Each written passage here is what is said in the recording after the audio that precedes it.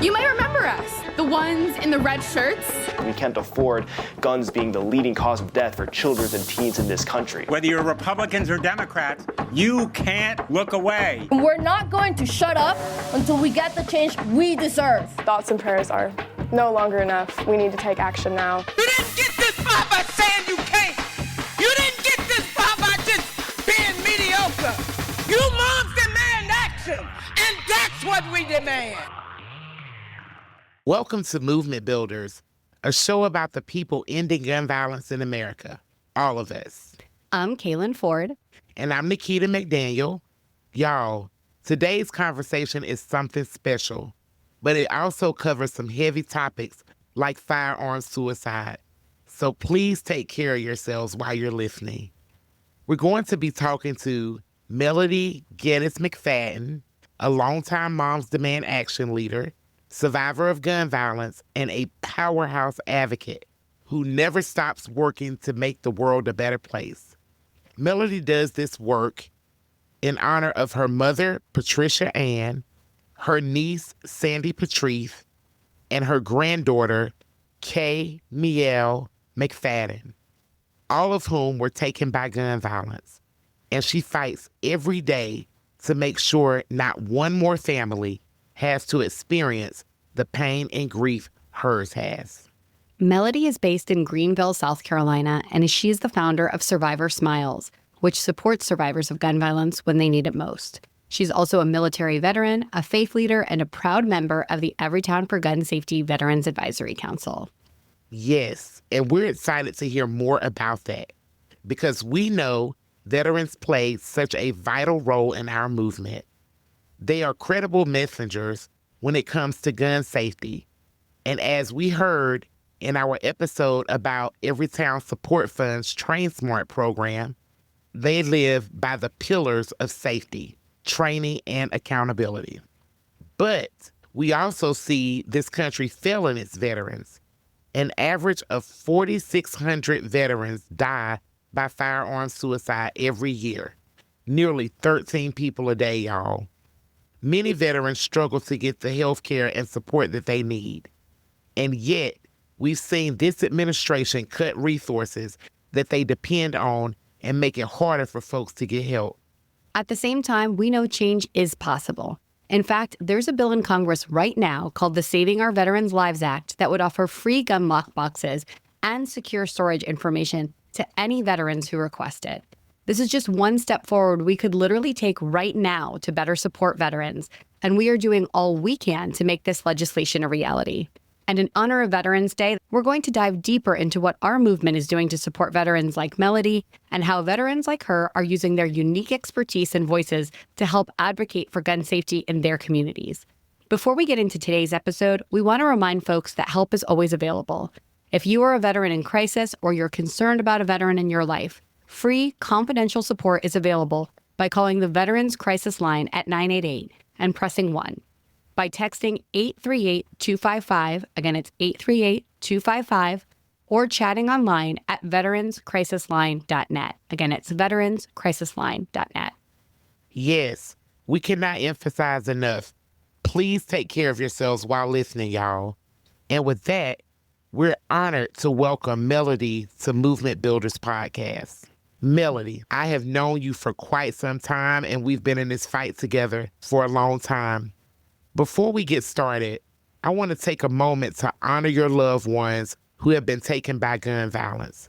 Patricia Ann, Sandy Patrice, and Kay Miel. Patricia Ann, Sandy Patrice, and Kay Miel.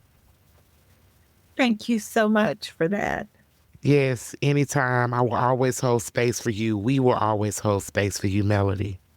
And if you like, please feel free to share a memory or your favorite story about your loved ones with us.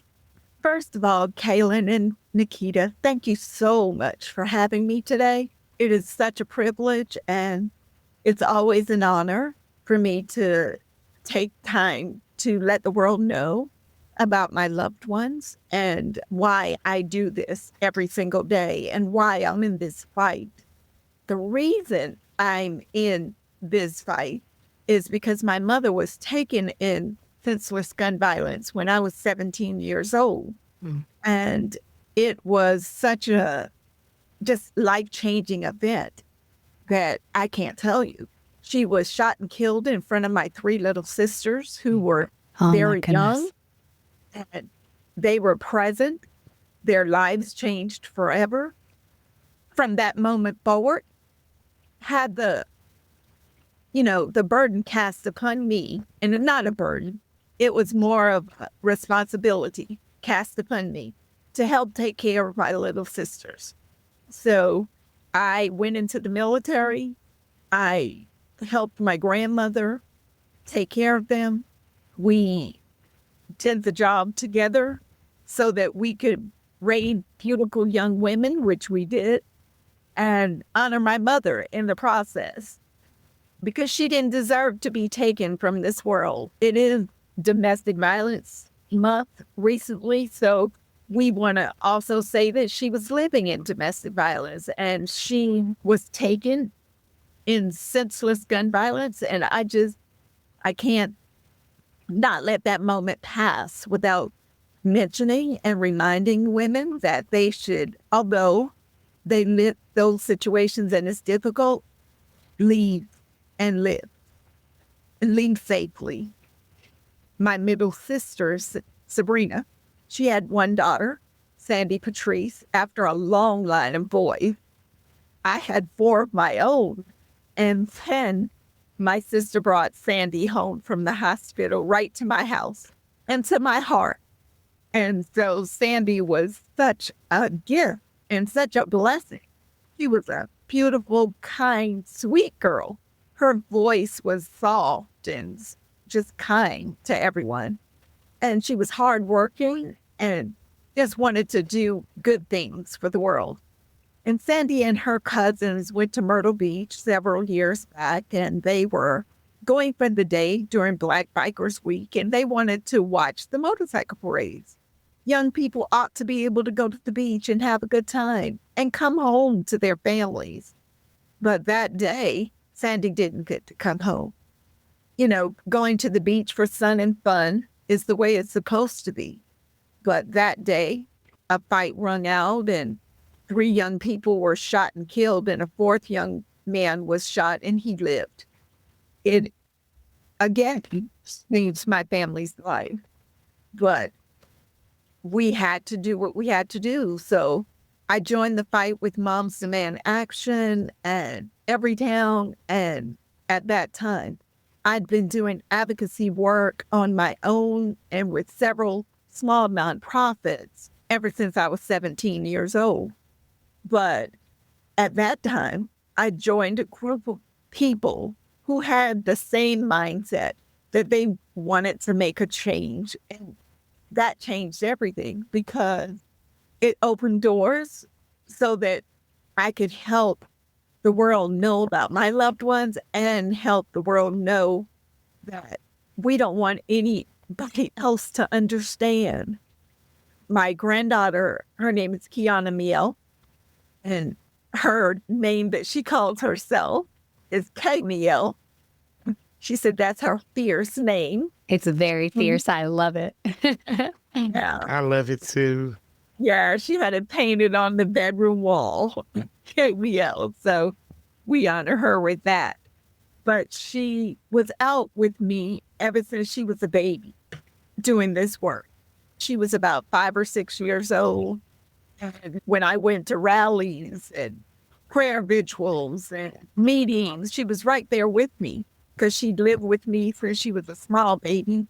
And she has always been a part of the movement. In other words, when she was able to, she joined Students Demand Action on several events. She was in D.C. on the Don't Look Away rally. She just did so much for the movement. She even spoke in front of the President of the United States, President Biden, and Leader Pelosi, members of the Congress and Senate at the 10th Sandy Hook Vigil. She was a part of the movement to end gun violence. And recently, as a matter of fact, it was my birthday on July, and she went to a party. I had just come from dinner, with my husband, and I got a text from her. And the text said, "Happy birthday again, Mimi. I love you." So that's going to be my last text, because later that night, she was shot and killed at the party, and several other young people were shot, but they survived. It has broken our heart that the very thing she was out advocating against has taken her life. But it won't be in vain. I can assure you of that. We will fight so that we can end this thing for her and in memory of her and in honor of her. We won't let her name be forgotten. Melody, thank you so much for sharing their memory with us, and my condolences to your family for all of those loved ones who have been taken, for your mother, for your niece, and for your granddaughter, who was fighting, as you said, against this very crisis that she was taken by. Thank you. Melody, you've been fighting with us for more than a decade and doing this work long before that. And you helped pass the Bipartisan Safer Communities Act and do so much more. How has your advocacy evolved over the years? Well, I've had the privilege to speak to people one-on-one, had the privilege to help domestic violence survivors that have been threatened with weapons or shot and injured, as well as other family members that were shot and killed, to help them out of those situations, to lead and to live. I've been fortunate enough to join with people during this movement that have a heart to save lives. And that's the most important thing. I say often that during our advocacy, when we look at the gun lobby and what they're doing, they are sacrificing lives on the altar of their greed. And it's sad. It is just the most awful thing ever that you would treasure money over lives, especially the lives of our children. And it's something that has moved me to do whatever's necessary to make this world a safer place. I was doing it for Kamiel, but also I have 24 other grandchildren. And I want this world to be safe for them. I don't want them to understand what it's like to be ducking under desks and hiding during drills. And God forbid that it's a real, life shooting at their schools or at a party or at church or grocery store, anywhere. I just want them to be able to live in this world and to be happy and to be safe.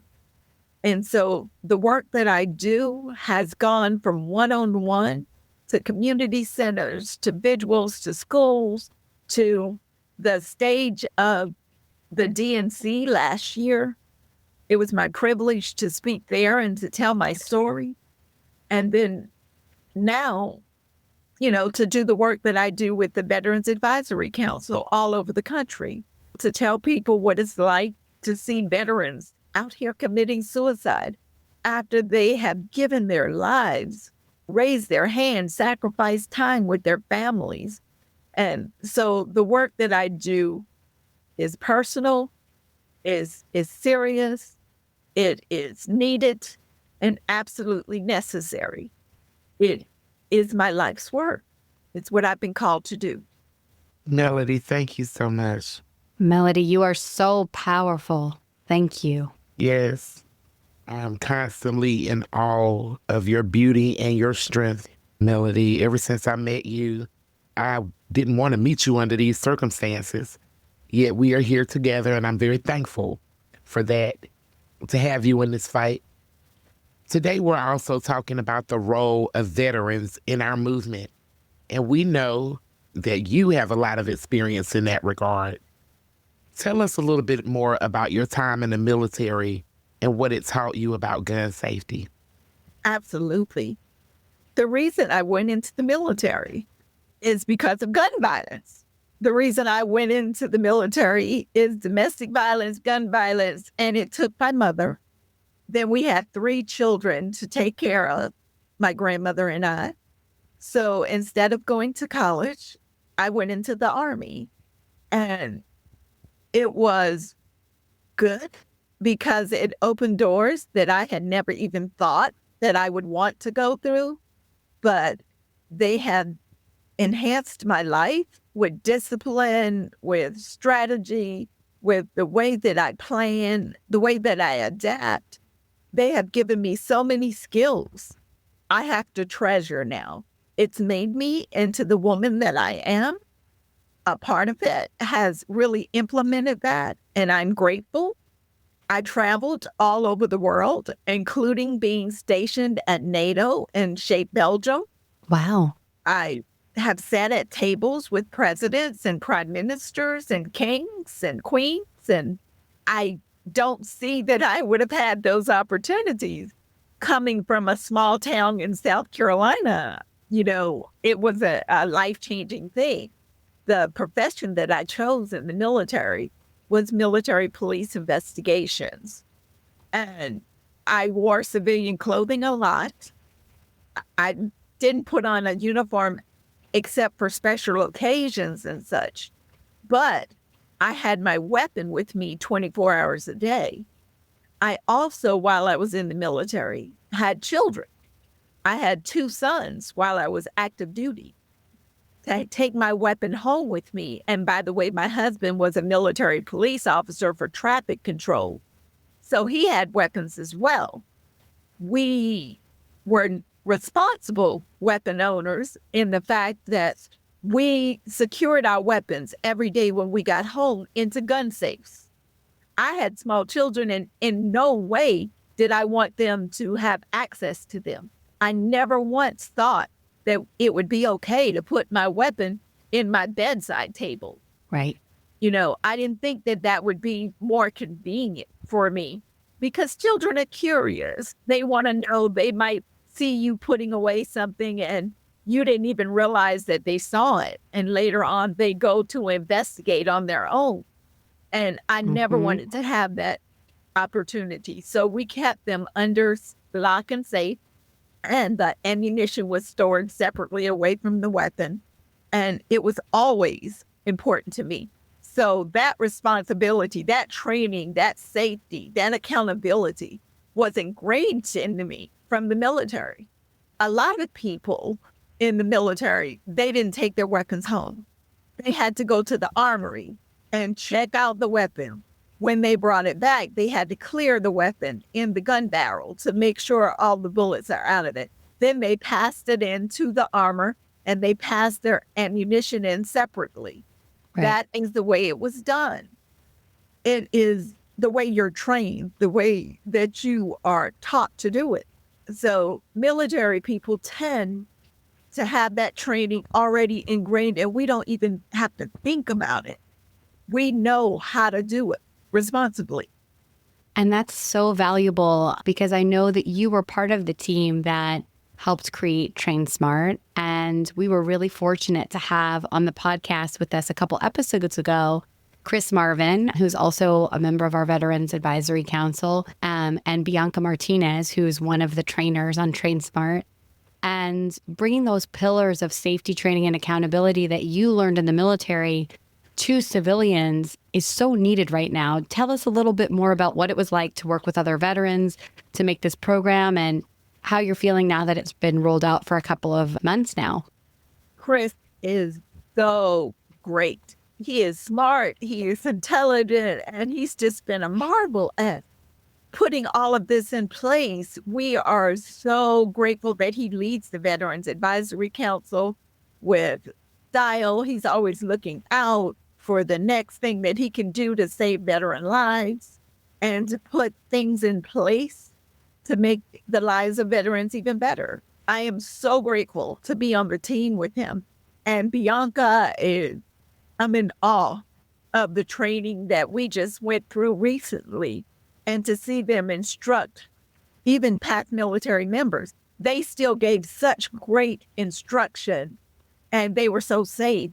I was in awe of the training that we just recently went through as a group. But as a Army military police investigator, I lived with that weapon constantly. I'm a responsible gun owner even now, and I've always identified as such. When I say I'm a gun owner, I say I'm a responsible gun owner. Train Smart is a gun safety training program that was created by veterans. I'm proud to say that I'm one of those veterans.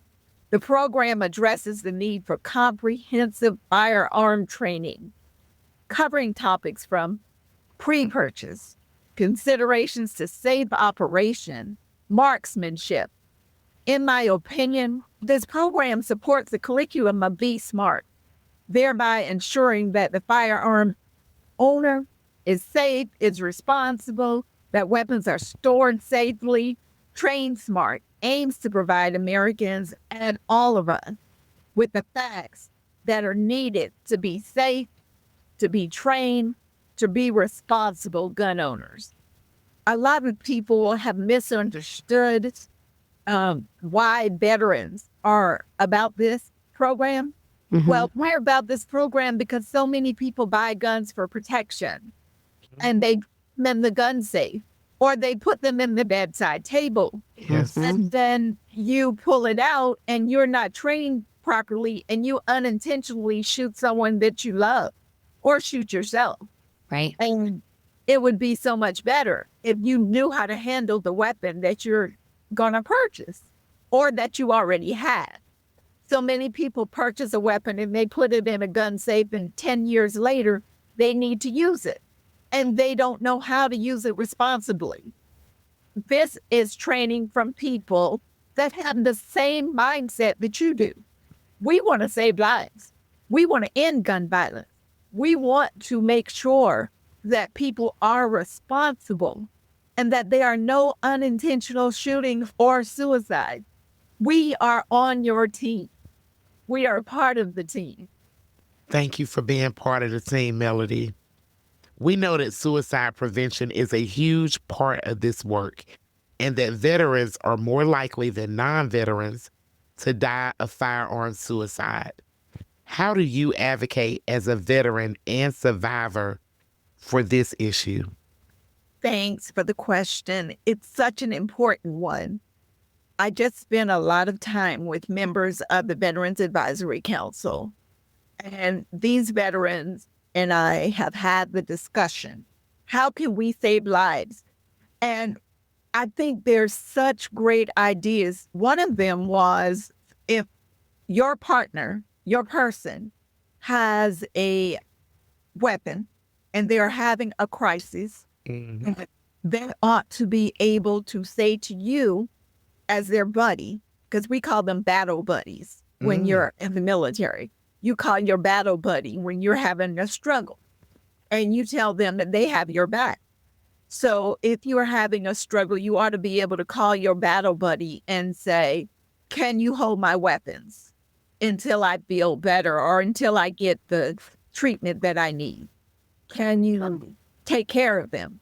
We also talked about places that may be able to help secure your weapons for you. If you made agreements with gun stores or some of the local veteran support organizations, if we made agreements with them that they could store weapons for people that are in crises until they get the treatment that they need. Because if that weapon is not accessible, there's a better chance that veteran will not commit suicide. Most veteran suicides are committed by gun. Right. And if the gun is not accessible, then lives will be saved. And so it's the same concept like MAD had many years ago. MAD did a commercial when I was young, and I can remember it so vividly because I was learning to drive, and my friends, we would all make jokes about it, but it worked. If you are in trouble and you have had a drink or something, and this person is driving, then take your buddy's keys. Right. And don't let them drive drunk. You don't let your buddy drive drunk. And so the same goes into effect when as a veteran. You don't let your veteran have access to weapons when you know that they are going through crisis, that you know that there's a problem. Did you know that they haven't accessed the mental health help that they need at this time? Do whatever you can to help them during that season. And once they're healthy and they're in a good place, then the weapons can be returned. Right. I think that's what's so exciting about the Saving Our Veterans Lives Act, because you're giving people the tools they need to meet the moment that they're in, right? You're offering those free lockboxes. You're educating veterans about secure firearm storage, whether that's in-home storage or out-of-home storage. Like you just said, you know, sometimes when someone's in crisis, and we've talked about this many times on the podcast, sometimes when someone's in crisis, having a weapon locked up but at home is not enough. You need somebody like a buddy or a federal firearm licensee, a gun store that's willing to store temporarily someone's guns while they take care of their own health. Absolutely. That is such powerful work, Melody. And I know that's just one of the many things that you and Chris and the other members of the Veterans Advisory Council do, and we're so grateful for that work. I know that you also advocate for laws that save lives. And have you found when you're out and about that lawmakers are more willing to listen to veterans when they speak up on this issue sometimes? Absolutely. See, so many lawmakers, there are quite a few of them now that are veterans themselves. Mm-hmm. They know the consequences of taking that step. They know that when you raised your hand and you joined the military, you were willing to give your life for what you believe. You were willing to give your life to save others and to support the Constitution of the United States of America. I've had people say to me, you don't believe in the Second Amendment. Of course I do. I raised my hand to protect your right to have the Second Amendment. And I was willing to give my life, as well as I've had 2 sons serve, one in the Army and one just retired from the Navy. Wow. We were all willing as a family to give our lives to support your rights. So when those veterans have taken that stand, and in a lot of our mindsets, once you are and you have served, you always are. So we will protect this country. That's what we do. And when senators and congressmen and legislators, they meet a veteran, they know that you take this serious. Mm-hmm. And they're more prone to listen to your voice, to listen to your comments, to listen to what you have to say, because they know what you were willing to give up for it. They know that you've had your buddies taken from you. Their lives have been taken. They know the sacrifices that you've made, the hours that you have given, the times that you spent without your family. They know the dinners you've missed, the parties for your children that you didn't attend. They know the sacrifices that you have made to support this country. So to turn you away when you have something to say is unconscionable. They can't look a veteran in the face and say, I don't want to hear what you have to say. Right.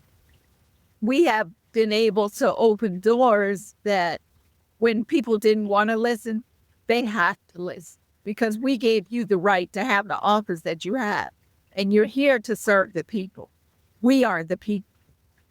We are definitely the people. I love how you speak so passionately about this, Melody. You wear a lot of hats. And one of the hats is you are the leader and founder of Survivor Smiles. Can you tell us about that work?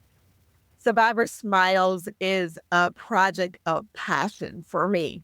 It is my heart's work.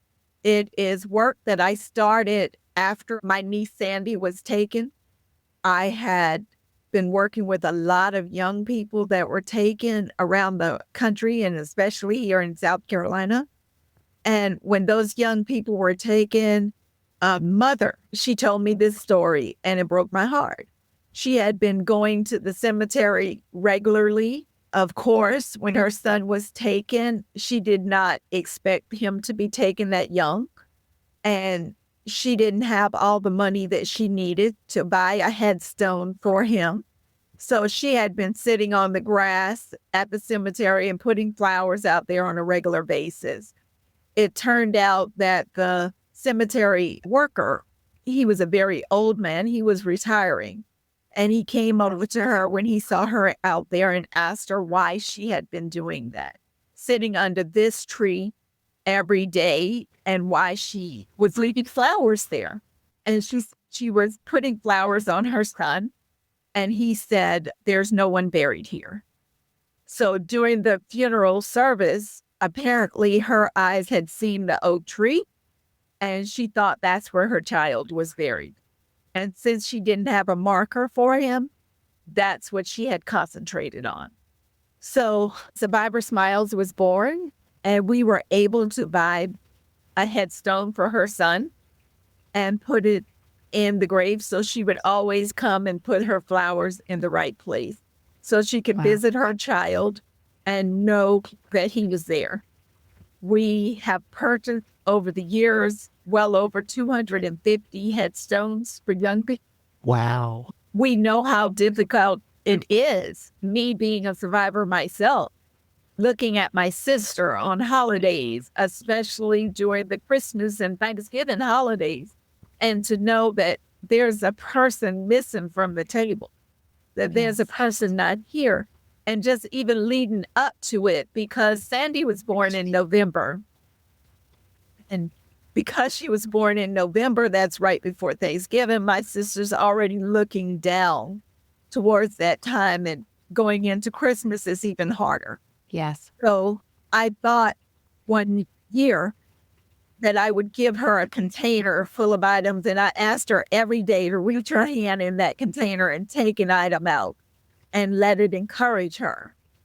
And she did. And I thought that we could do this for a lot of other survivors. So last year, I think totally we gave out close to 2,000 bags all over South Carolina and to other survivors throughout the country.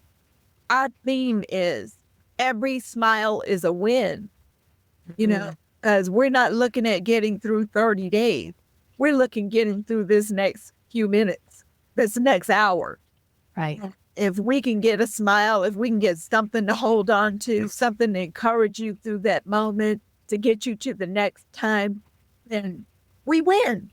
And so that's what we want to do.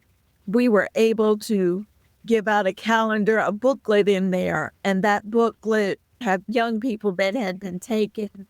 And this year we included happy memories from that a person would have a person. Like in January for that booklet, my mother's birthday was in January, Patricia Ann. And so I did a memory for her about a birthday party that I can remember so distinctly. Our birthday in July. And she did a party for me that included all of my favorite foods.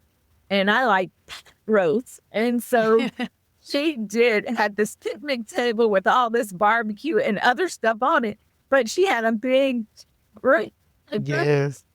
Because it was my favorite, and it made me laugh so hard. And that's normally a food that you have, you know, when it's cold or in the winter or something like that to heat up. But she did it even for me in the summertime. And it was so special. I'll never forget it. And so throughout the whole booklet, the people that were in there told stories like that about their loved ones, you know, and I told a story in November for Sandy.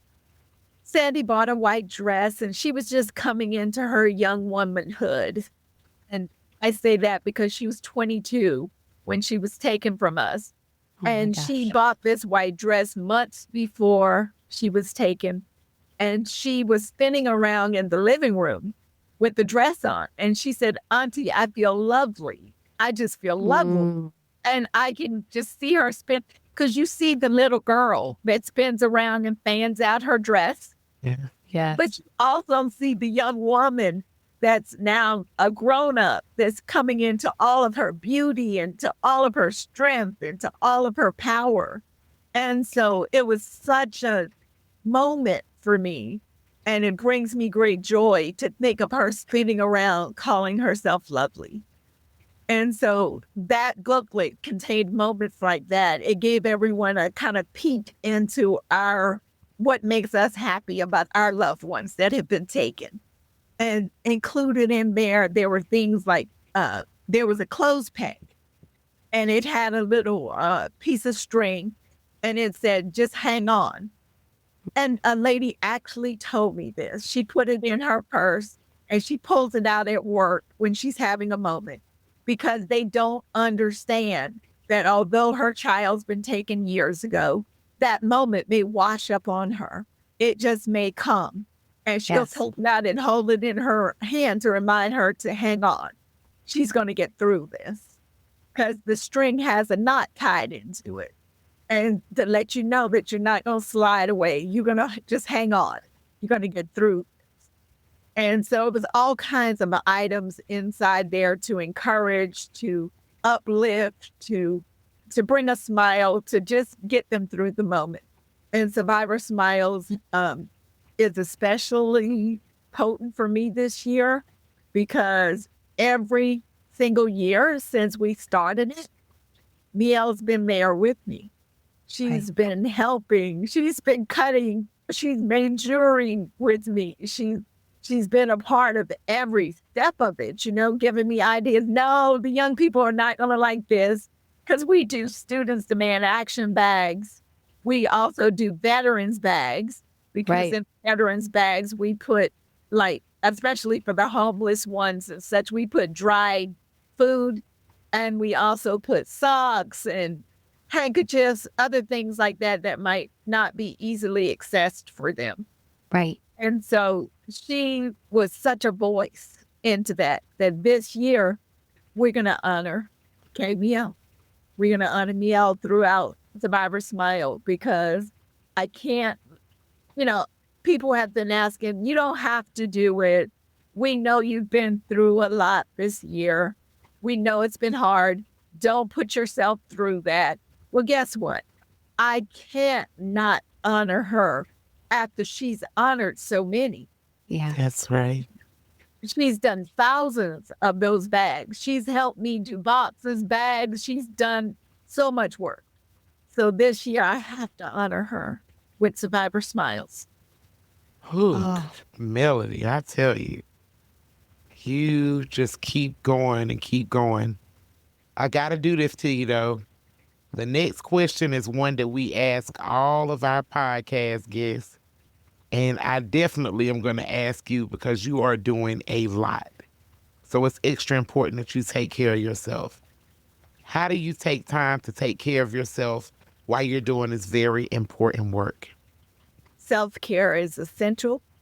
It's necessary. It's absolutely, we can't do it without it.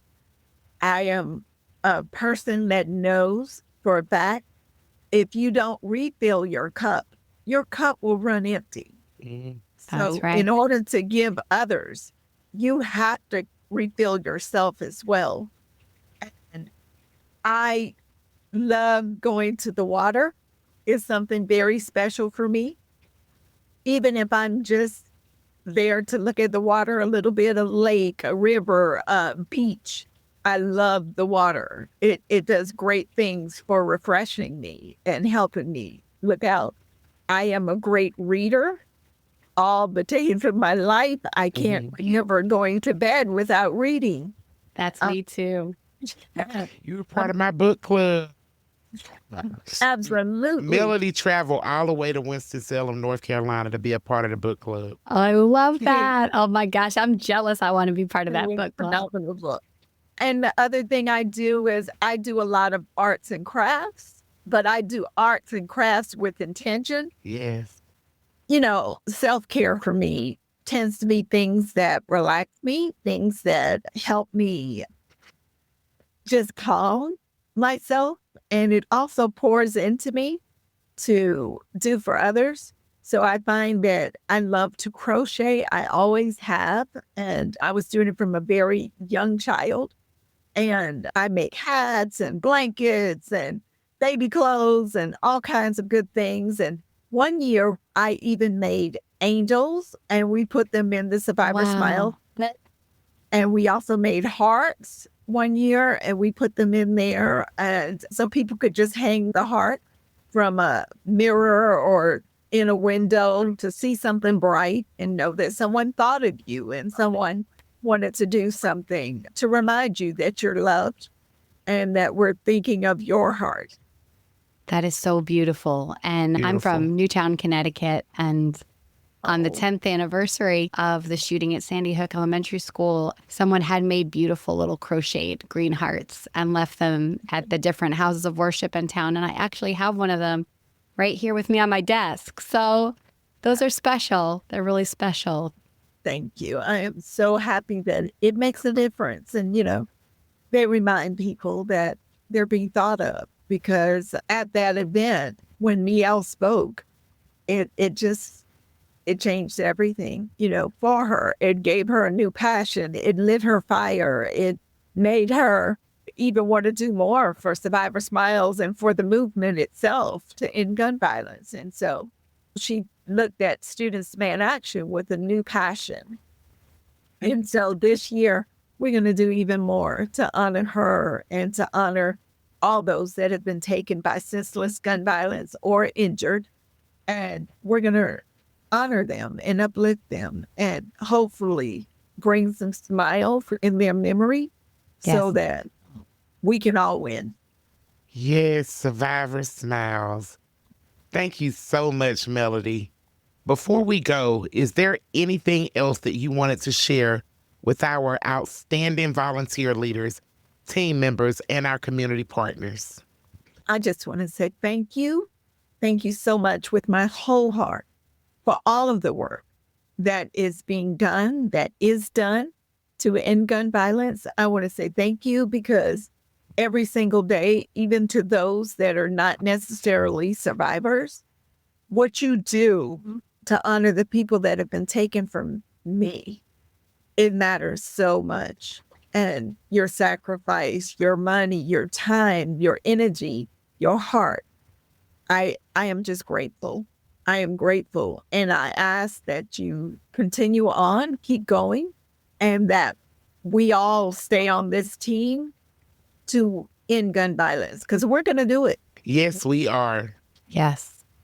Melody, thank you so much for joining us on the Movement Builders podcast. It has been such a pleasure to speak with you and such an honor to hear about Patricia Ann, Sandy Patrice, and Kay Miel and all the work you're doing in their honor. Thank you. Yes, thank you, Melody. Y'all, Melody's work and her spirit inspire me to keep going. And we want to thank all of the veterans who are here in this movement with us for their service and their advocacy. We appreciate you. That's right, Nikita, and we can't wait to see how the work of our veteran volunteers and leaders continues to evolve in the coming months and years. And if you want to raise your voice with our veterans right now, text VETS, that's VETS, V-E-T-S, to 64433 to send your message to Congress in support of the Saving Our Veterans Lives Act. We also got some wonderful messages from you after our last episode with Ken. And here's what you had to say. Hi, it's Jack from the Federal Policy Team. Just chiming in to shout out all the incredible work moms and students have done and continue to do to fight against the concealed carry mandate in Congress. Every call, every message, every drop-off at your representative's office matters. As a former congressional staffer, I know just how critical it is that they hear from you. It's what empowers them to stand up to the gun lobby and lets them know you'll hold them accountable if they don't. Keep up the good work. Hey y'all, it's Jess DeWorth here from the national team supporting Idaho, Montana, Kansas, North Dakota, South Carolina, and South Dakota.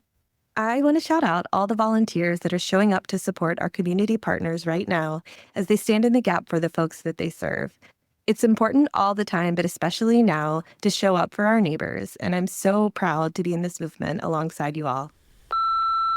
And we love hearing from you, so please, please, please keep sending us your thoughts, feedback, and stories to movementbuilders@everytown.org. Again, it's movementbuilders@everytown.org. And please keep sharing this podcast with your fellow volunteer leaders and team members, and tell us what topics you want to learn more about. Thanks for listening to Movement Builders. I'm Kaylin. And I'm Nikita. Thank you for all you do to save lives. It's working.